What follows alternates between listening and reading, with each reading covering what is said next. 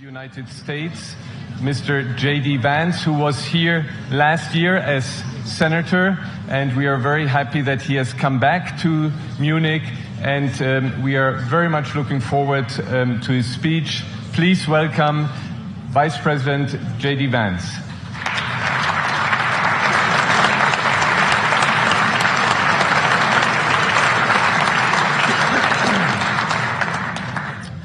Well, thank you, and thanks to all the gathered delegates and luminaries and media professionals, and thanks especially to the host of the Munich Security Conference for being able to put on such an incredible event. We're, of course, thrilled to be here.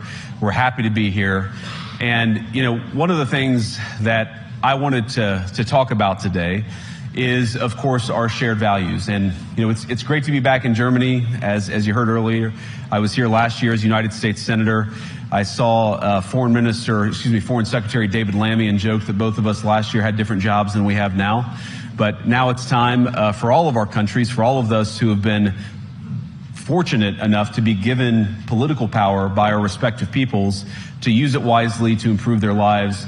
And I want to say that, you know, I was fortunate in my time here to spend some time outside the walls of this conference over the last 24 hours. And I've been so impressed by the hospitality of the people, even as, of course, as they're reeling from yesterday's horrendous attack. And the first time I was ever in Munich was with my wife, actually, who's here with me today, on a personal trip. And I've always loved the city of Munich, and I've always loved its people. And I just want to say that we're very moved, and our thoughts and prayers are with Munich and everybody affected by the evil inflicted on this beautiful community. We're thinking about you, we're praying for you, and we will certainly be rooting for you in the days and weeks to come. Now,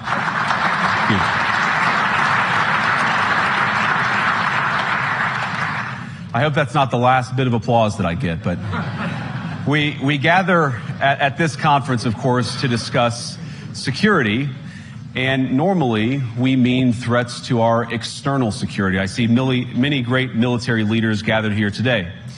But while the Trump administration is very concerned with European security and believes that we can come to a reasonable settlement between Russia and Ukraine, and we also believe that it's important in the coming years for Europe to step up in a big way to provide for its own defense, the threat that I worry the most about vis-a-vis Europe is not Russia, it's not China, it's not any other external actor. And what I worry about is the threat from within, the retreat of Europe from some of its most fundamental values, values shared with the United States of America. Now, I was struck that a former European commissioner went on television recently and sounded delighted that the Romanian government had just annulled an entire election. He warned that if things don't go to plan, the very same thing could happen in Germany, too. Now, these cavalier statements are shocking to American ears. For years, we've been told that everything we fund and support is in the name of our shared democratic values. Everything from our Ukraine policy to digital censorship is billed as a defense of democracy.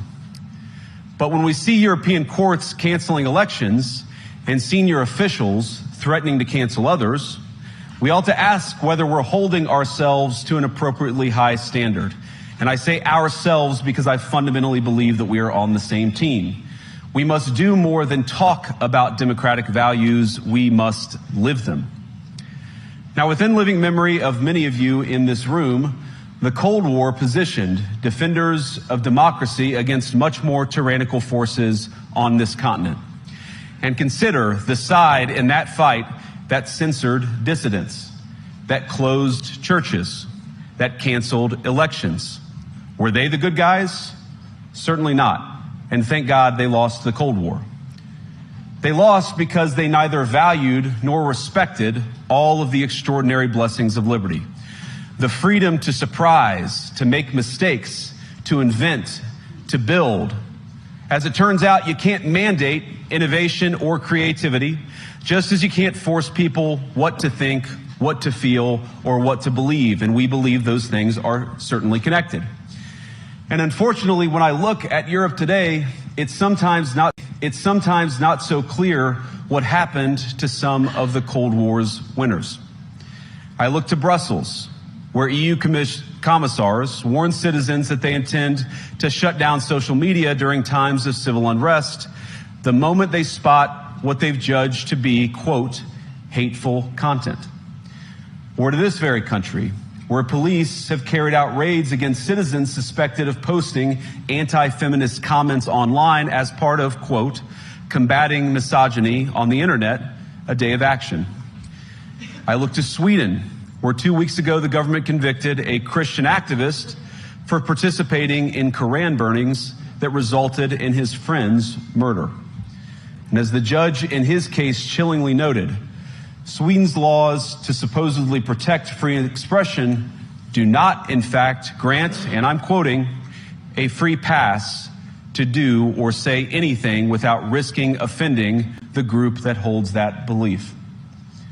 And perhaps most concerningly, I look to our very dear friends, the United Kingdom, where the backslide away from conscience rights has placed the basic liberties of religious Britons in particular in the crosshairs. A little over 2 years ago, the British government charged Adam Smith Connor, a 51-year-old physiotherapist and an Army veteran, with the heinous crime of standing 50 meters from an abortion clinic and silently praying for 3 minutes. Not obstructing anyone, not interacting with anyone, just silently praying on his own. And after British law enforcement spotted him and demanded to know what he was praying for, Adam replied simply, it was on behalf of the unborn son he and his former girlfriend had aborted years before. Now, the officers were not moved. Adam was found guilty of breaking the government's new buffer zones law, which criminalizes silent prayer and other actions that could influence a person's decision within 200 meters of an abortion facility. He was sentenced to pay thousands of pounds in legal costs to the prosecution. Now, I wish I could say that this was a fluke, a one-off crazy example of a badly written law being enacted against a single person. But no, this last October, just a few months ago, the Scottish government began distributing letters to citizens whose houses lay within so-called safe access zones, warning them that even private prayer within their own homes may amount to breaking the law. Naturally, the government urged readers to report any fellow citizens suspected guilty of thought crime. In Britain and across Europe, free speech, I fear, is in retreat.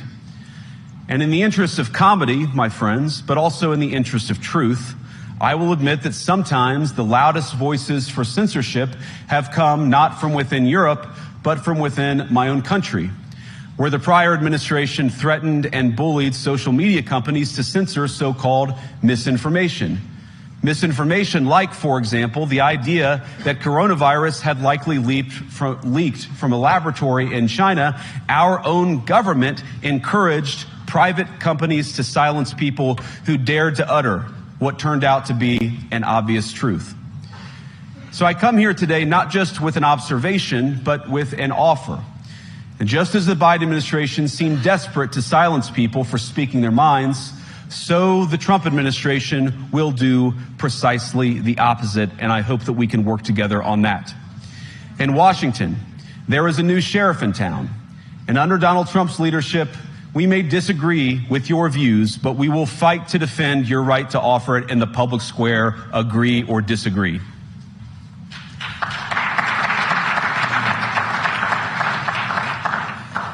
Now, we're at the point, of course, that the situation has gotten so bad that this December, Romania straight up canceled the results of a presidential election based on the flimsy suspicions of an intelligence agency and enormous pressure from its continental neighbors. Now, as I understand it, the argument was that Russian disinformation had infected the Romanian elections.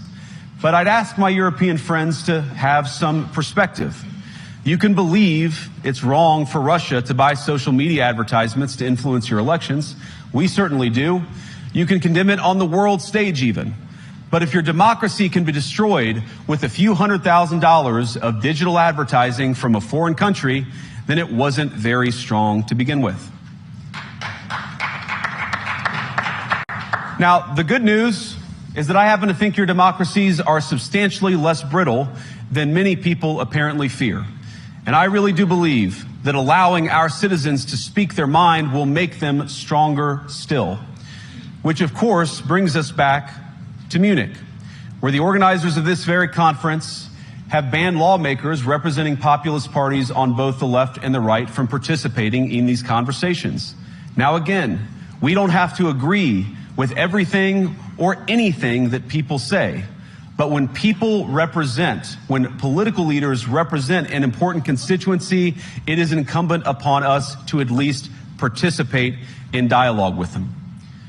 Now, to many of us on the other side of the Atlantic, it looks more and more like old entrenched interests hiding behind ugly Soviet-era words like misinformation and disinformation, who simply don't like the idea that somebody with an alternative viewpoint might express a different opinion or, God forbid, vote a different way or, even worse, win an election.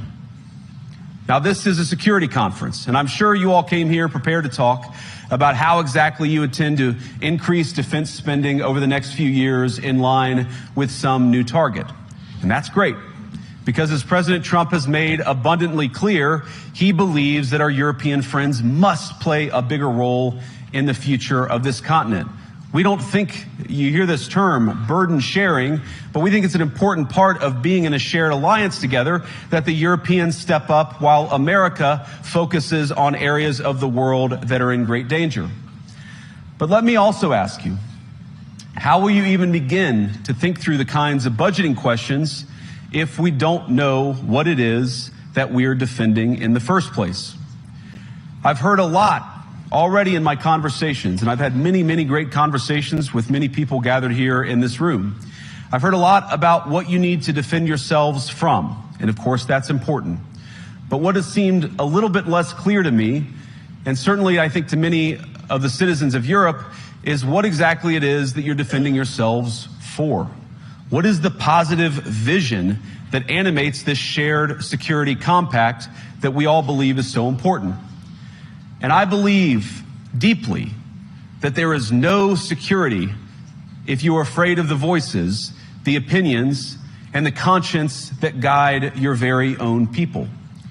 Europe faces many challenges, but the crisis this continent faces right now, the crisis I believe we all face together, is one of our own making. If you're running in fear of your own voters, there is nothing America can do for you. Nor, for that matter, is there anything that you can do for the American people who elected me and elected President Trump. You need democratic mandates to accomplish anything of value in the coming years. Have we learned nothing that thin mandates produce unstable results? But there is so much of value that can be accomplished with the kind of democratic mandate that I think will come from being more responsive to the voices of your citizens. If you're going to enjoy competitive economies, if you're going to enjoy affordable energy and secure supply chains, then you need mandates to govern, because you have to make difficult choices to enjoy all of these things. And of course, we know that very well in America. You cannot win a democratic mandate by censoring your opponents or putting them in jail, whether that's the leader of the opposition, a humble Christian praying in her own home, or a journalist trying to report the news. Nor can you win one by disregarding your basic electorate on questions like who gets to be a part of our shared society. And of all the pressing challenges that the nations represented here face, I believe there is nothing more urgent than mass migration. Today, almost 1 in 5 people living in this country moved here from abroad. That is, of course, an all-time high. It's a similar number, by the way, in the United States, also an all-time high. The number of immigrants who entered the EU from non-EU countries doubled between 2021 and 2022 alone, and of course it's gotten much higher since. And we know the situation, it didn't materialize in a vacuum. It's the result of a series of conscious decisions made by politicians all over the continent and others across the world over the span of a decade. Yesterday in this very city. And of course, I can't bring it up again without thinking about the terrible victims who had a beautiful winter day in Munich ruined, our thoughts and prayers are with them and will remain with them. But why did this happen in the first place? It's a terrible story, but it's one we've heard way too many times in Europe and unfortunately too many times in the United States as well. An asylum seeker, often a young man in his mid-20s, already known to police, rams a car into a crowd and shatters a community. How many times must we suffer these appalling setbacks before we change course and take our shared civilization in a new direction? No voter on this continent went to the ballot box to open the floodgates to millions of unvetted immigrants. But you know what they did vote for? In England, they voted for Brexit, and agree or disagree, they voted for it. And more all over Europe, they're voting for political leaders who promise to put an end to out-of-control migration. Now, I happen to agree with a lot of these concerns, but you don't have to agree with me. I just think that people care about their homes, they care about their dreams, they care about their safety and their capacity to provide for themselves and their children. And they're smart. I think this is one of the most important things I've learned in my brief time in politics. Contrary to what you might hear a couple mountains over in Davos, the citizens of all of our nations don't generally think of themselves as educated animals or as interchangeable cogs of a global economy. And it's hardly surprising that they don't want to be shuffled about or relentlessly ignored by their leaders. And it is the business of democracy to adjudicate these big questions at the ballot box. I believe that dismissing people, dismissing their concerns, or worse yet, shutting down media, shutting down elections, or shutting people out of the political process protects nothing.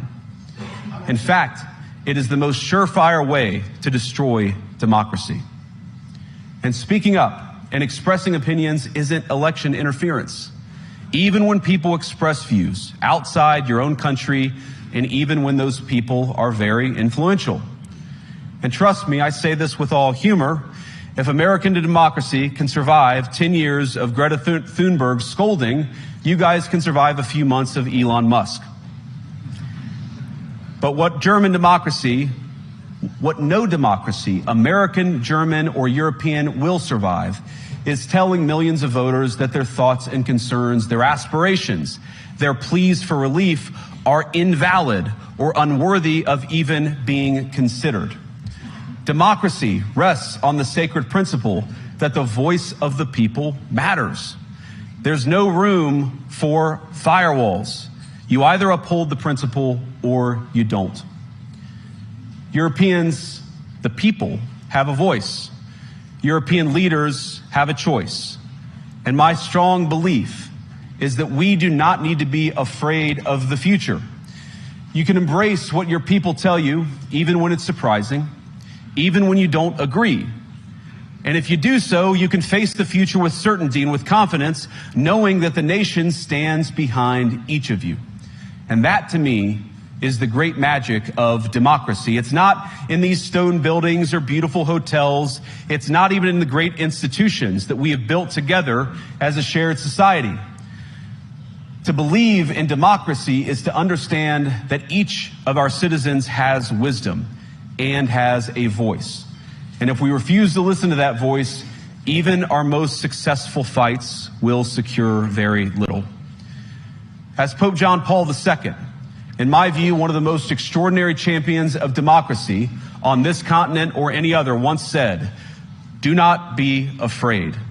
We shouldn't be afraid of our people, even when they express views that disagree with their leadership. Thank you all. Good luck to all of you. God bless you.